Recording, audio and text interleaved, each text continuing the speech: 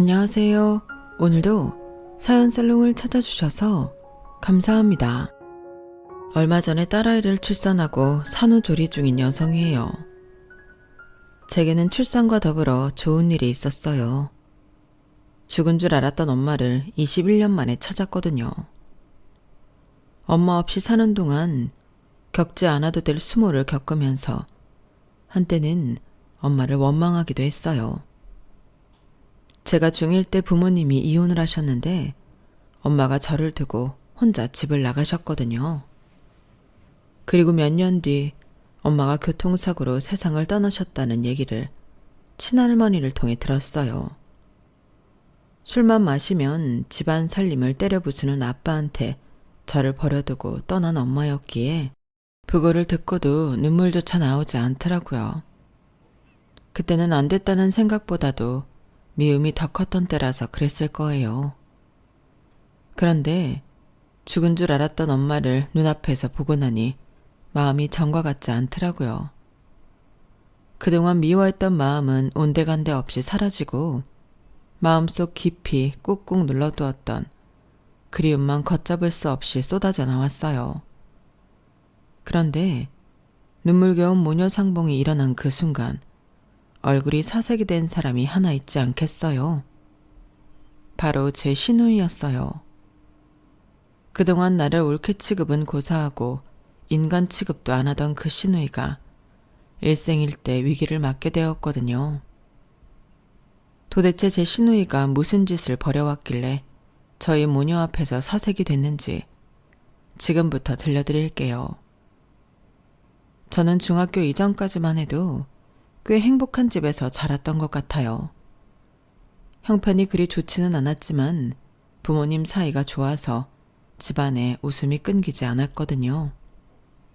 아빠는 재단사였는데 명동에 있는 의상실에서 일을 하시다가 제가 태어나고부터는 의류회사에 취직해 일하고 계셨어요.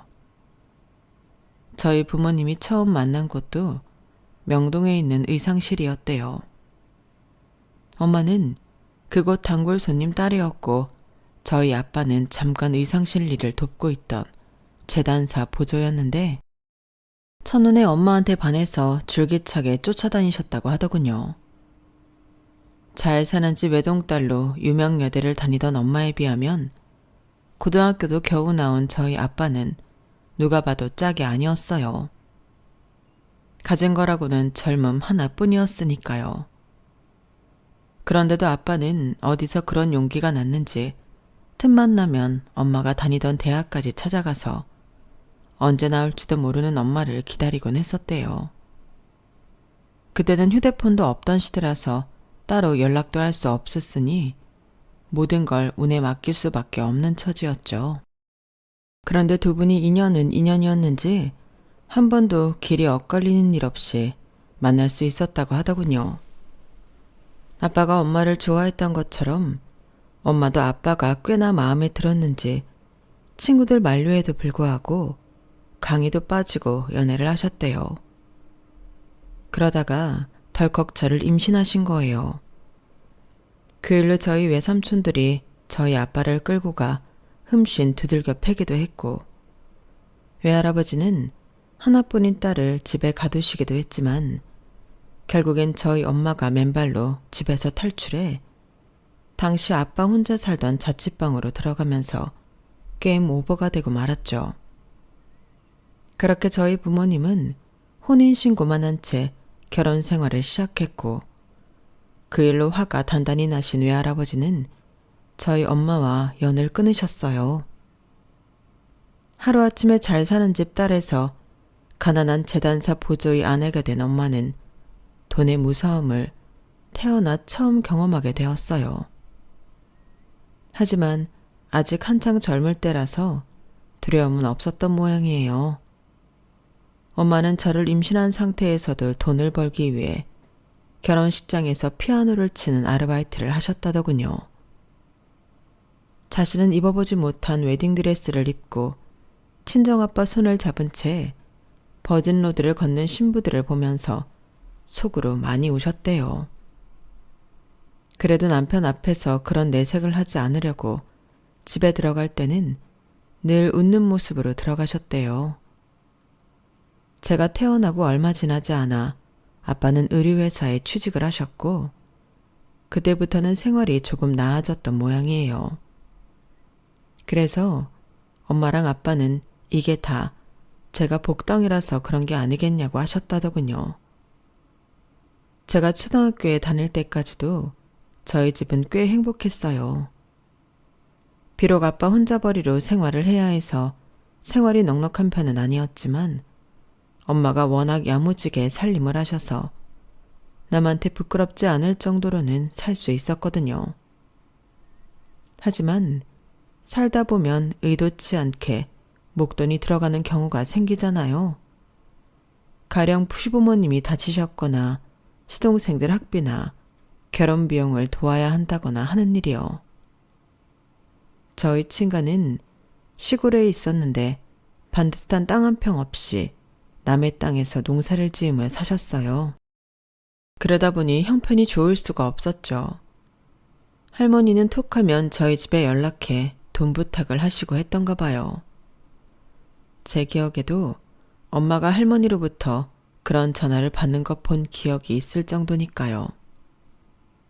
아빠 월급으로 우리 세 식구 사는 것도 빠듯한데 시댁에 돈까지 보내야 해서 엄마는 종종 아르바이트를 하곤 하셨어요. 김밥집에서 파트타임 아르바이트도 하시고 학습지 첨삭지도 아르바이트도 하셨죠. 그렇게 번 돈은 그대로 저희 친가로 보내지곤 했어요. 나중에 아빠가 그 사실을 알고 할머니한테 전화해 말다툼을 하곤 하셨지만 어디까지나 그때뿐이었어요. 저희 친가에선 아빠 눈을 피해 툭하면 저희 엄마한테 돈 부탁을 했고 그럴 때마다 엄마는 아빠 몰래 돈을 만들어 시골에 내려보내곤 했으니까요. 지금 생각해보면 저희 엄마는 없는 살림에도 이상하게 부티가 나는 사람이었던 것 같아요. 동네 사람들 그렇고 제 친구 엄마들도 그렇고 저희 엄마를 대할 때는 묘하게 올려다보는 느낌이 들었거든요. 반지나 목걸이 같은 것도 하나 없이 늘 수수한 차림이었는데도 말이죠. 그런데 그 답을 나중에서야 알게 되었지 뭐예요. 성인이 되고 나서 어릴 때 친구가 저희 집에 놀러 온 적이 있었어요. 목이 마르다고 해서 생수를 한 컵 따라 주었는데 그걸 보곤 이런 말을 하더라고요.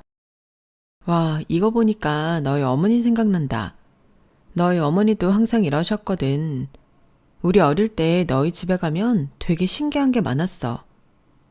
너희 엄마는 물 한 잔을 주실 때도 늘 컵에 작은 받침을 해서 주셨거든. 간식을 내어주실 때도 접시 밑에 패드를 깔아주셨고 꼭 레스토랑에서 대접받는 기분이었다랄까? 너희 집이 잘 사는 집이 아니었는데도 항상 꽃병에 꽃이 꽂혀 있는 것도 되게 신기했어. 그래서 엄마들이 그랬잖아. 너희 외가가 엄청 잘 사는 집일 거라고. 친구 말을 듣고 보니 어릴 때 기억이 새록새록 났어요. 그리고 제 습관이 그때 엄마한테서 왔다는 것도 알 수 있었죠. 하지만 그때는 엄마에 대해 좋은 감정이 없었기 때문에 내가 엄마의 습관을 그대로 이어받았던 게 그리 달갑지만은 않았어요. 앞에서 말씀드린 대로 저희 엄마는 제가 중학교 1학년이 되던 해에 아빠와 이혼을 하고 집을 나가셨거든요. 저희 부모님의 불화는 제가 초등학교 5학년이 되던 무렵부터 시작됐어요. 아빠가 다니시던 회사가 부도가 나면서 아빠는 하루아침에 직장을 잃으셨어요. 설상가상으로 전체적으로 경기가 안 좋은 데다가 특히 의류업계는 상황이 너무 안 좋아서 아빠는 직장을 찾을 수가 없었어요. 그래도 어떻게든 생활비를 벌어보시겠다고 새벽같이 막노동이라도 하려고 나가보셨지만 일하겠다는 사람은 많고 인력을 쓰겠다는 곳은 얼마 없어서 매번 공을 치기 일쑤였어요.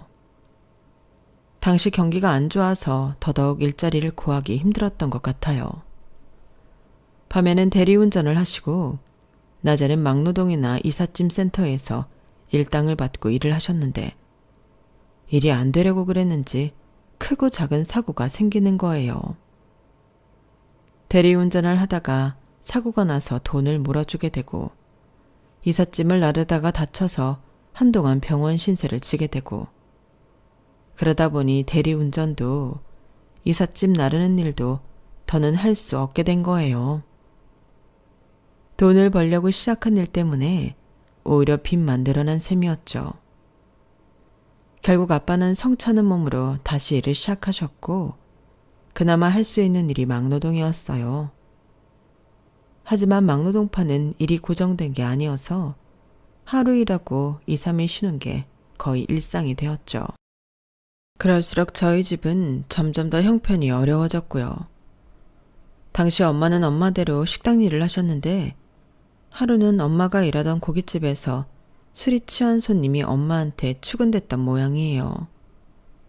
당장 한 푼이 아쉬웠던 엄마는 손님의 추태를 참고 넘겼던 모양인데 문제는 아빠가 그 모습을 목격했다는 거였죠. 늦은 밤에 퇴근하는 엄마가 걱정됐던 아빠가 엄마가 일하는 가게까지 가셨는데 전면 유리 너머로 엄마가 손님한테 추행을 당하는 걸 본 거예요. 그 길로 가게 안으로 달려들어가 손님 멱살을 잡고 바닥에 내던져 버렸죠. 그 바람에 허리를 삐끗한 손님은 저희 아빠를 폭행으로 신고했고 가게 주인인 저희 엄마를 해고했어요. 졸지에 직장 일을 잃고 합의금까지 물어내게 된 거죠. 문제는 그 이후 아빠가 이상해졌다는 거예요. 사사건건 엄마를 의심하기 시작했거든요. 그 자식이 손을 잡고 추근대는데 당신은 왜 가만히 있었어? 혹시 당신도 즐기고 있었던 거 아니야? 이상하잖아. 왜 가만히 있었냐고. 당신, 일한다고 밤늦게 다니는 것도 혹시 다른 짓 하느라 그러는 거 아니야? 말해봐. 말해보라고. 여보, 제발 이러지 말아요. 내가 그런 사람 아닌 거 당신이 제일 잘 알잖아요. 당신이 안 그래도 나 정말 힘들다고요. 그래서 나 때문에 힘드니까 이제라도 버리고 가겠다는 거야? 잘 사는 친정 부모한테 가서 부잣집 딸로 살 생각이냐고. 그래, 가라. 나랑 은별이 버리고 어디 한번 잘 살아봐. 가! 당장 니네 집으로 가라고.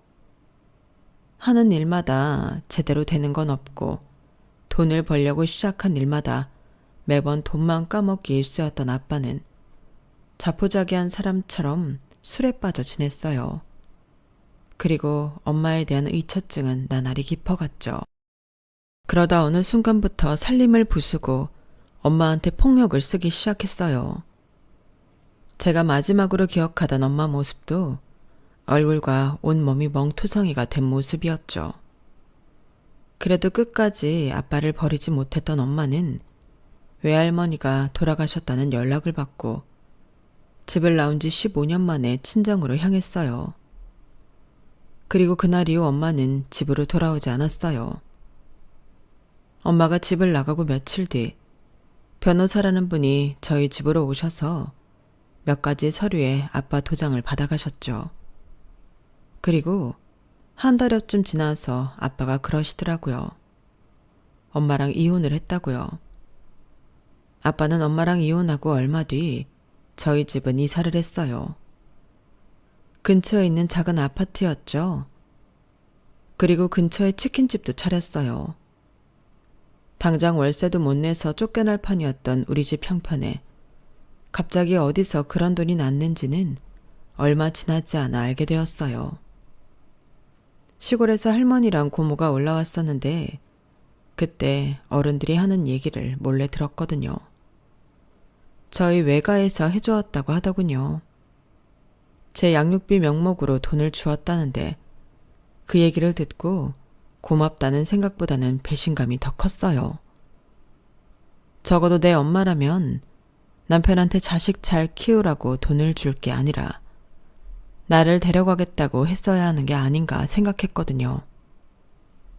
돈 몇 푼 주고 나를 버렸다는 생각에 엄마에 대한 그리움이 순식간에 사라져버렸어요. 그리고 몇 년 뒤 할머니를 통해 엄마가 사고로 세상을 떠났다는 소식을 접했고요.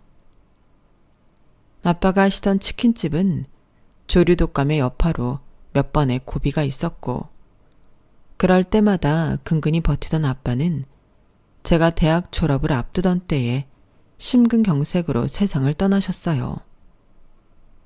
아빠가 하시던 치킨집은 고모랑 고모부가 이어서 하게 되셨고요.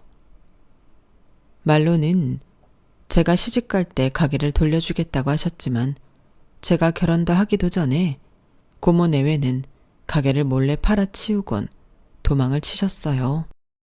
할머니 말로는 동남아 어디로 이민을 갔다는데 솔직히 관심도 없었어요. 고모를 찾아간다고 한들 가게 판 돈을 돌려줄 리 만무하잖아요. 애초에 줄 사람들이었다면 그렇게 야반도주하듯 몰래 도망치지는 않았을 테니까요. 그 후로는 친가 식구들과는 연락도 않고 살았어요. 지금의 남편을 소개팅에서 만나 2년간 연애를 하고 결혼까지 하면서도 친가에는 연락을 안 했을 정도로 완전히 연을 끊었거든요. 부모도 없고 부면에 친인척도 없는 천의 고아인 저를 시댁에서 반길 리는 없었어요. 저희 부모님이 집안의 반대를 무릅쓰고 결혼했던 것처럼 저 역시도 그런 결혼을 했어요. 물론 저희 외가처럼 제 시부모님이 아들과 연을 끊으신 건 아니었지만 공식적인 집안 행사 때 저는 일절 부르지 않으셨어요. 집안 식구들 앞에 저를 내놓기가 부끄럽다 이거였죠. 어차피 남편과 결혼을 결심했던 무렵부터 이런 일은 예상했던 거라서 딱히 상처를 받거나 하지는 않았어요. 시부모님 사랑은 못 받아도 내 남편 사랑은 충분히 받고 있다고 생각했으니까요. 문제라면 우리 부부 사이에 아이가 생기지 않았다는 거, 그거 하나뿐이었죠. 난임 클리닉에도 가보고 임신에 좋다는 한약도 먹어봤지만 이상하게 애가 생기지 않더라고요. 임신에 대한 스트레스 때문에 탈모가 생길 정도로 제가 예민하게 굴었더니 하루는 남편이 그러더라고요. 요즘엔 딩크족도 많잖아. 우리도 그렇게 살자. 그러다 아이가 생기면 좋은 거고 아니면 많은 거지. 머리에 500원짜리 땜빵까지 날 정도로 고민할 게 뭐 있어. 우리 그냥 흘러가는 대로 살자. 생각해보면 그리 대단한 말은 아니었는데도 그땐 그 말이 위안이 됐어요. 남편한테 말은 안 했지만 그동안 제가 아이 갖는 거에 혈안이 됐던 건 아이라도 없으면 언제고 남편한테 버림받지 않을까 하는 걱정 때문이었거든요. 저희 부모님은 자식이 있는데도 불구하고 그렇게 죽고 못 산다던 사람이 한순간에 헤어졌는데 남편과 저는 그 정도로 사랑했던 것도 아니었기에 더더욱 걱정이 됐던 거죠. 결혼이라는 게 언제고 마음만 먹으면 끝낼 수 있는 계약인 거잖아요. 그래서 내 결혼 생활을 이어줄 장치가 필요했던 것 같아요. 제게 그건 아이였던 거고요. 하지만 남편 말대로 흐르는 대로 흘러가게 두자 마음을 먹었더니 오히려 이혼에 대한 두려움이 사라지더라고요. 남편을 만나 결혼을 하고도 저는 늘 전전긍긍했던 것 같아요. 언제 버려질지 모른다는 두려움 때문이었죠. 시댁에서도 나를 인정 안 해주는데 이러다가 언제고 남편한테 버려질 수 있는 게 아닐까 생각돼서 무서웠어요. 지금이야 남편도 자기 부모보다 저를 챙긴다지만 저희 엄마가 그랬던 것처럼 사는 게 힘들어지면 언제고 떠나지 않을까 했던 거죠.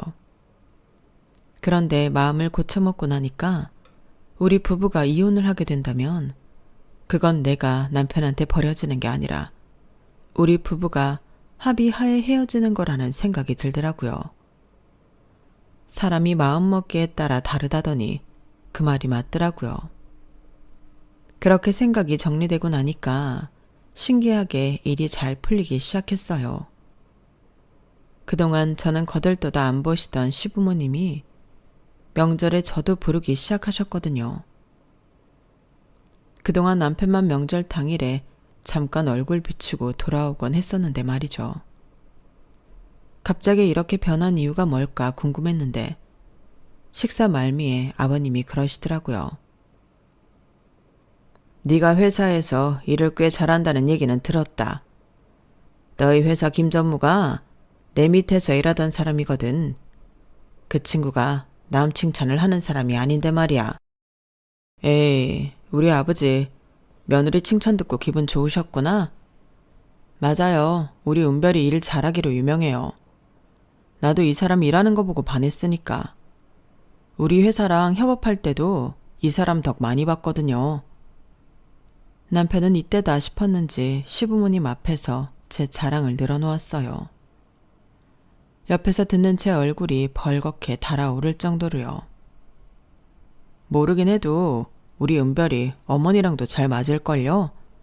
딱 보니까 물건 고르는 센스가 어머니랑 판박이에요. 제 말 못 믿으시겠으면 언제 같이 한번 쇼핑 나가보세요.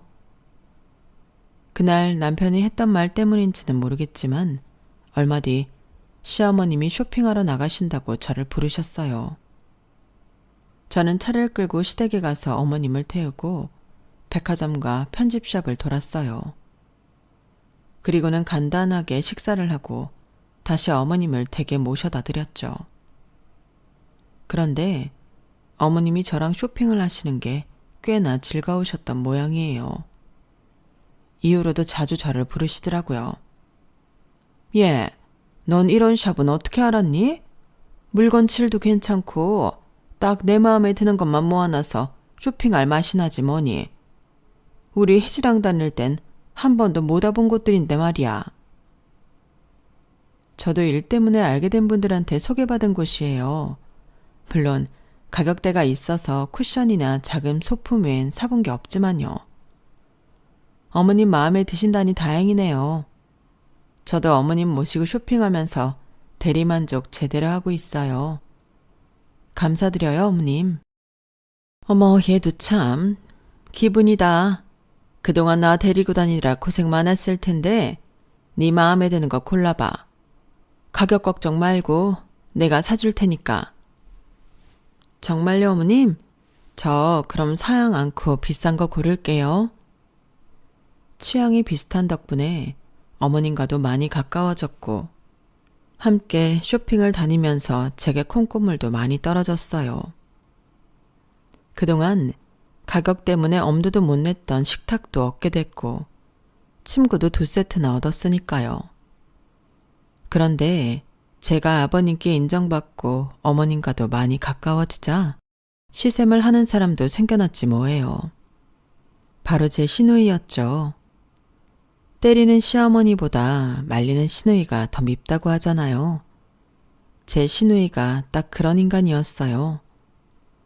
제가 시부모님 눈밖에 나 있을 땐 시댁 식구들 중 유일하게 제게 연락도 하던 시누이가 상황이 바뀌자 저를 못 잡아먹어 안달이더라고요. 예전에도 제게 그리 살갑지는 않았지만 점점 더 못되게 굴더라고요. 말끝마다 저보고 없이 살아서 수준이 떨어진다는 둥, 언니처럼 돈 많은 남자 잡는 노하우 좀 알려달라는 둥, 자기 집에 기생해서 사니 편하겠다고 그러지 뭐예요. 생각 같아선 한마디 해주고 싶었지만 어렵게 시댁과 사이가 좋아졌는데 그걸 내 손으로 깨기 싫어서 꾹 참았습니다. 솔직히 제 시누이는 계급장 떼고 밖에서 만났으면 한 주먹감도 안 됐거든요. 부모 잘 만난 덕에 사교육의 도움도 톡톡히 받았음에도 경기권대학에 겨우 들어갔거든요. 학벌 세탁하려고 대학교 2학년 때 미국으로 유학을 갔는데 그렇게 들어간 대학이 돈 주면 졸업장 주는 수준의 학교라서 알만한 사람들 앞에선 찍소리도 못하는 실정이었죠. 졸업하고 취업도 안 돼서 아버님 백으로 모 화랑에서 인턴 생활했던 게 신우이의 사회생활 전부였어요. 능력 있는 사람을 좋아하는 아버님한테는 눈밖에 난 지 오래고, 시어머니도 자기 딸임에도 불구하고 주변에 창피해서 쇼핑도 따로 다닐 정도니 말 다 했죠 뭐. 그런데 그런 신우이가 어떻게 했는지 모르겠지만 유명 대학병원 레지던트랑 사귀게 된 거예요. 그리고는 올해 초 결혼 얘기까지 나오게 되었죠. 저희 남편도 의아해할 정도였어요. 그 남자 혹시 돈 때문에 혜지랑 만나는 거 아닐까? 그러지 않고서야 왜 우리 혜지랑 만나지? 무슨 말이 그래.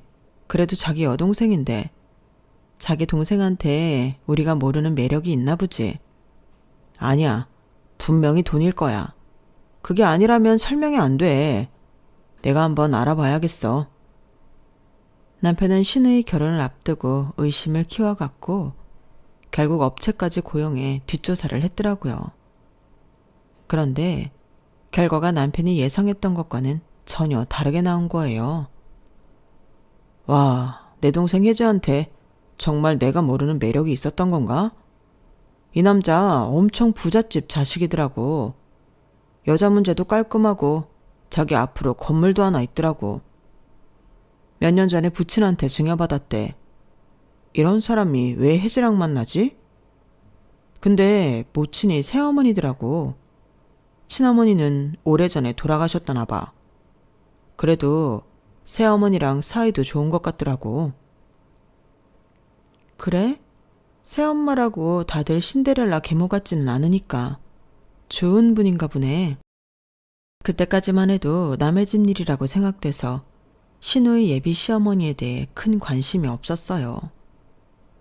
아직 신우이의 결혼 상대자가 저희 시댁에 인사도 오기 전이라서 본격적인 결혼 준비가 시작됐다고는 할 수 없는 상황이었는데도 신우이는 마치 당장 결혼하는 사람처럼 혼수를 보러 다녔어요.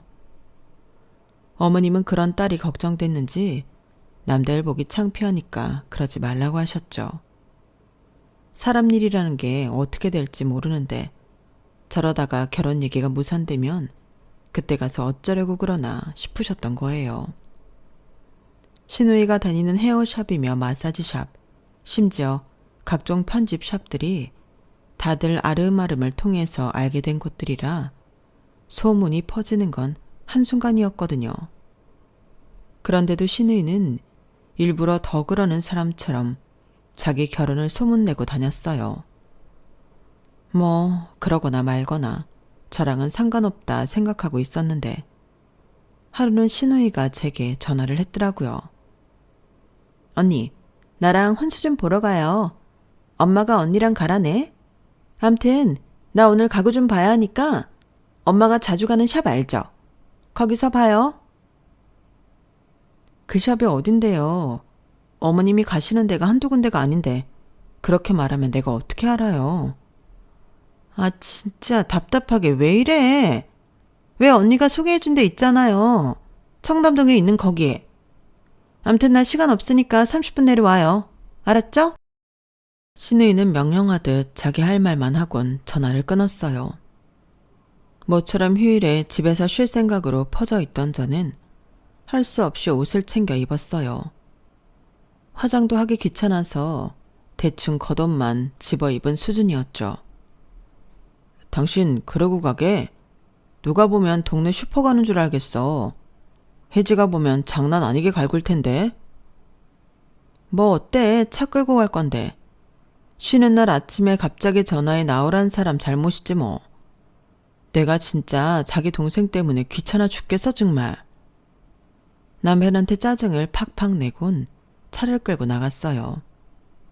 주말이라 주차하는 것도 쉽지 않아서 잔뜩 짜증이 나 있는데 신우이가 저를 보자마자 성질을 내지 뭐예요. 아, 왜 이제 와요? 팔 끊어지는 줄 알았네. 이거 받아요. 아, 안 받고 뭐해요? 일단 그거 차에 실어놔요. 아가씨, 그걸 왜 내 차에 실어요? 아가씨 차는 어디에 두고? 그런데 신우이가 뭐라는 줄 알아요? 주말에 내가 뭐하러 차를 끌고 나와요? 주차하기도 힘든데. 짐꾼 있는데 그럴 필요 없잖아요. 짐꾼?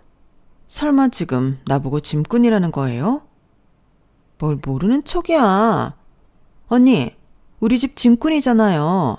우리 엄마랑 쇼핑할 때도 언니가 짐 들고 다니는 거 내가 다 아는데 뭘 새삼스레 아닌 척이야. 언니 따위가 우리 집에서 할 수 있는 게 그거 말고 뭐가 있다고.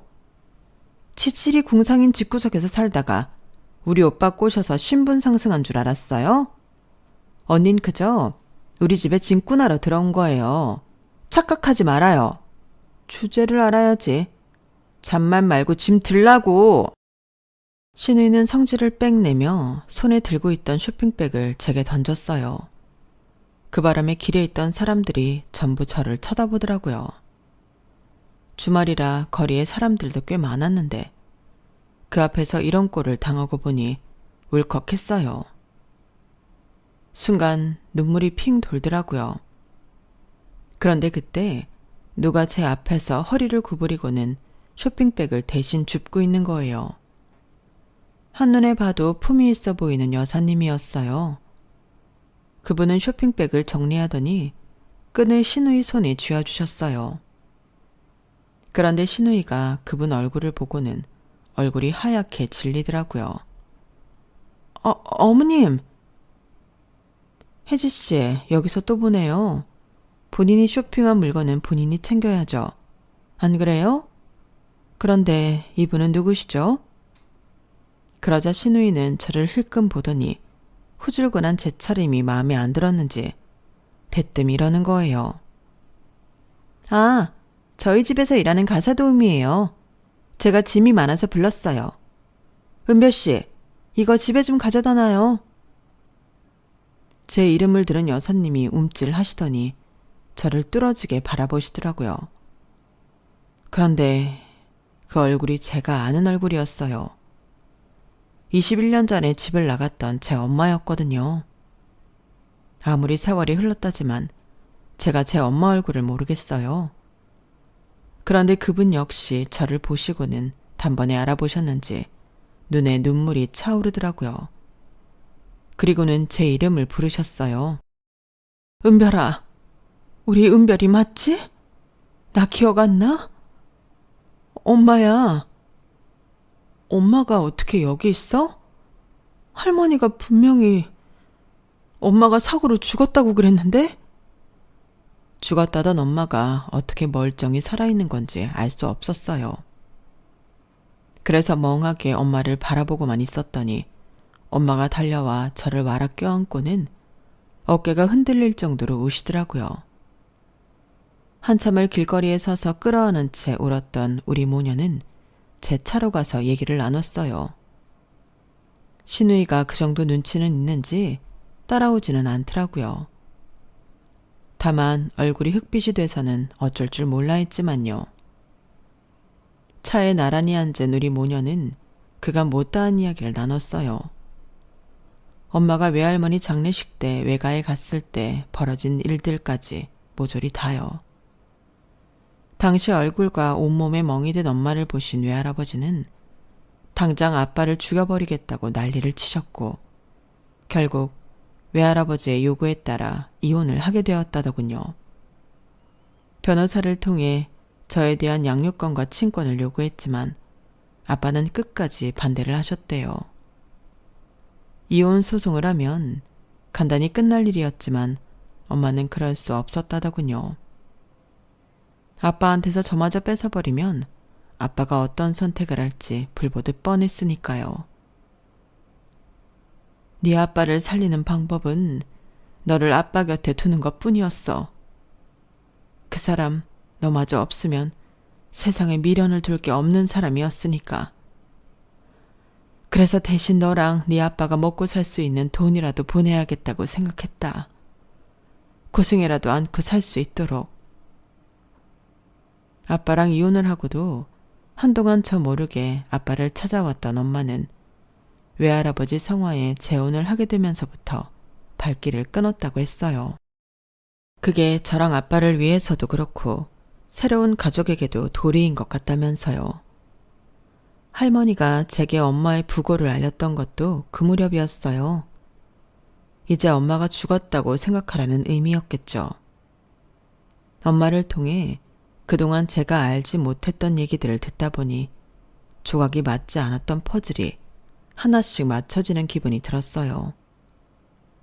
그리고 엄마가 나랑 아빠를 버린 게 아니라 아빠를 위해 떠날 수밖에 없었다는 걸 알게 되자 엄마에 대한 미움도 사라져 버렸죠.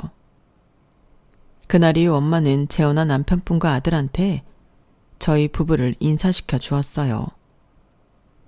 엄마의 아들은 전 부인의 자식이었는데 처음 저희 엄마를 보던 순간부터 무척이나 잘 따랐다고 하더군요. 엄마가 재혼을 결심한 것도 그 아들 때문이라고 했어요. 참 다행이다 싶더라고요. 우리 엄마가 새로 이룬 가정에서 새 남편과 새 아들한테 사랑받고 있다는 걸 느낄 수 있었거든요. 그런데 그래서 걱정이 됐어요. 제 시누이랑 그 집 아들이 결혼을 해도 되나 싶었거든요. 이것도 어떻게 보면 겹사돈이라고 할 수 있는 거잖아요. 제 엄마가 시누이의 시어머니가 되는 꼴이니까요. 그래서 어떻게 해야 하냐고 조심히 물었는데 글쎄 그 집 아들이 정색을 하지 뭐예요. 네? 제가 혜지 씨랑 결혼을 한다고요? 아니 누가 그런 소리를 해요. 뭔가 잘못 알고 계신 모양인데 저는 혜지 씨랑 결혼을 생각해 본 적이 없습니다. 사귄 적도 없는데 무슨 결혼을 합니까? 친구 동생의 친구라서 몇 번 본 적이 있는 정도라고요. 제가 결혼하려고 하는 사람은 제 친구 동생, 그러니까 혜지 씨 친구입니다. 아, 중간에 뭔가 오해가 있었던 모양인데 제가 혜지 씨 만나서 제대로 얘기할게요. 괜한 신경 쓰시게 해드려서 죄송합니다. 남편과 저는 어이없는 상황에 할 말을 잃었어요. 그때까지만 해도 누구 말이 맞는 건지 판단이 안 섰으니까요. 그런데 어머님께 전화해 물었더니 바로 답이 나오더라고요. 안 그래도 시누이 친구가 집에 찾아와서 한바탕 난리가 났던 모양이에요. 친구가 좋아하는 남자한테 시누이가 꼬리를 쳤던 게 들통이 났거든요. 남자가 받아주지 않자 거짓 결혼 소문까지 퍼뜨리고 다녔더라고요. 와, 저는 살면서 이런 상또라이는 또 처음이었다니까요. 어쨌거나 겹사돈이 되는 게 아닌가 했던 제 걱정은 말끔히 사라졌어요. 그날 이후 1년이나 지난 지금은 그동안 그렇게 바랐던 아이도 생겼고 죽은 줄 알았던 친정엄마 사랑도 듬뿍 받으면서 육아에 빠져 지내고 있답니다. 불과 몇 년 전까지만 해도 사랑하는 사람한테 버려질까봐 전전긍긍하던 저였는데 지금은 세상 모든 걸 다 가진 것처럼 행복하기만 하네요. 앞으로도 내가 가진 이 행복을 놓치지 않도록 열심히 가꾸고 보살피며 살아갈 생각입니다. 아이한테 사랑도 많이 줘야죠. 지금까지 제 사연을 들어주셔서 감사합니다. 여러분의 소중한 가족들과도 항상 행복하세요. 여러분, 사연 댓글에 응원과 현명한 조언 부탁드려요. 좋아요와 구독은 저에게 큰 힘이 됩니다. 오늘도 좋은 일 가득하세요.